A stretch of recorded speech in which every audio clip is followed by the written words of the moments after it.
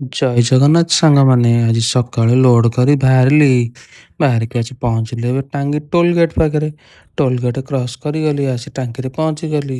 ଟାଙ୍କିରେ ଟିକେ ଗାଡ଼ିରେ ଟିକେ ତେଲ ପକେଇଦବା, ତେଲ ପକେଇ ସିଧା ବାହାରିଗଲି। ବାହାରିକି ମୋତେ ଯିବାର ଅଛି ବାଲିସାହି, ଚଢ଼େଇଧରାର ବାଲିସାହି ଯିବି। ତ ବହୁତ ଜୋର ଖରା ହେଉଛି ସିଧା ମାଡ଼ି ଚାଲିଲି। ଆଗକୁ ଆଗକୁ ଗଲାବେଳକୁ ବହୁତ ବଡ଼ ଆକ୍ସିଡେଣ୍ଟଟା ହେଇଯାଇଛି। ଗୋଟେ ହାଇୱାଟା ନେଇକି ଗୋଟେ ଏସ୍ ଗାଡ଼ି ପଛରେ ବାଡ଼େଇ ଦେଇଛି। ସେ ଏସ୍ ଗାଡ଼ି ବି ଗୋଟେ ହାଇୱାକୁ ବାଡ଼େଇଛି। ତିନିଟି ଗାଡ଼ି ପୁରା ନଷ୍ଟ ହେଇଯାଇଛି। ଦେଖିପାରୁଥିବେ ଡ୍ରାଇଭର ଆଖିରେ ନିଦ ଲାଗିଯାଇଛି ବୋଧେ ସେ ପଛପଟୁ ପିଟି ଦେଇଛି ସେ ଗାଡ଼ିକି।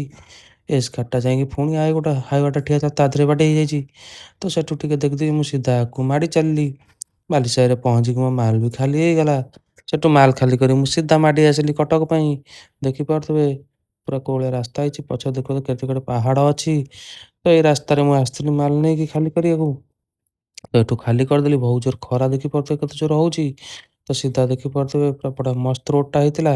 ତ ଆସି ପହଞ୍ଚିଲା ବେଳକୁ ଚଣ୍ଡିଖୋଲ ପାଖରେ ଦେଖିବ କେମିତି ପାହାଡ଼ ପୁରା ସୁନ୍ଦର ପାହାଡ଼ ହେଇଛି। ତ ଆଗକୁ ଆଗକୁ ମାଡ଼ି ଚାଲିଲି। ଦେଖିପାରୁଥିବେ ଆଉ ଅଳ୍ପ ବାଟ ରହିଲା କଟକ। ତ ମୁଁ ଆସି ପୁରା ଫାଇନାଲି ଚଣ୍ଡିଖୋଲରେ ହିଁ ପହଞ୍ଚି ଯାଇଥିଲି। ଚଣ୍ଡିଖୋଲରୁ ଟିକେ ବାମ କାଟି ସେ ବ୍ରିଜ୍ ତଳେ ପଶି ମୁଁ ପଳେଇବି କଟକ ରୋଡ଼ ଧରିନେଲି। ତ ଦେଖିପାରୁଥିବେ ଆଗକୁ ଆଗକୁ ମାଡ଼ି ଚାଲିଲି। ବହୁତ ଜୋର ଖରାଟା ଦେଖିବେ କେତେ ଜୋର ମୁହଁରେ ପଡ଼ୁଛି, ଗରମ ବି ବହୁତ ଜୋର ହେଉଛି। ତ ଧୀରେ ଧୀରେ କରି ଗାଡ଼ିକି ନେଇକି ସିଧା ଚାଲିଲି। କଟକରେ ମୋତେ ପହଞ୍ଚିବାର ଅଛି। ତ ଆଗକୁ ଆସିଲା ବେଳକୁ ପହଞ୍ଚିଗଲି ଆସି ଟାଙ୍ଗୀ ଟୋଲ୍ ଗେଟ୍ ପାଖରେ। ସେଠି ଟିକେ ଜାମ୍ ଥିଲା। ସେଠୁ ପାସ୍ କରି ଟିକେ ଆଗକୁ ଆଇଲା ବେଳକୁ ଆଉ ଗୋଟେ ଗାଡ଼ି ବି ପଶିଯାଇଛି। ଦେଖିପାରୁଥିବେ ଏ ଆଇଚରଟା ପୁରା ରୋଡ଼ ତଳକୁ ଖସି ଯାଇଥିଲା। ସେଇଟା ଗୋଟାଗୁଟି କରୁଛନ୍ତି।